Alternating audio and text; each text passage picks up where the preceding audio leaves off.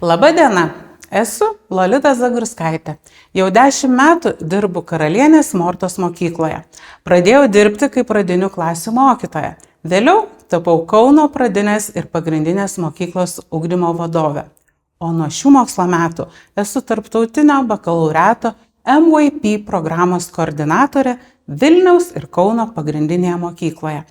Mano tikslas – užtikrinti, kad gautume MYP programos akreditaciją, koordinuoti mokytojų darbą bei padėti jums ir jūsų vaikams geriau suprasti šią programą. Jums gali kilti klausimas, kas yra MYP? Tai pagrindinio ugdymo programa skirta mokiniam nuo 11 iki 16 metų. Jos tikslas ne tik gilinti žinias, bet ir sujungti skirtingas disciplinas, kad mokiniai suprastų pasaulį kaip vientisą sistemą, o ne atskirų pamokų rinkinį.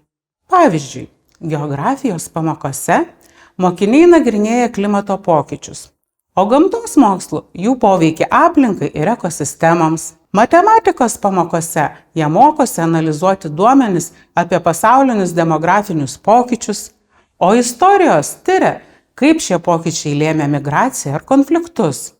Toks mokymosi būdas leidžia mūsų vaikams ne tik įsiminti faktus, bet ir pritaikyti žinias realiame pasaulyje. Jie išmoksta pastebėti sąsajas, analizuoti, kritiškai mąstyti bei kūrybiškai spręsti problemas. Ši integracija padeda mokiniams geriau suvokti mokomuosius dalykus ir pasiruošti šiuolaikiniam nuolat kintančiam pasauliui.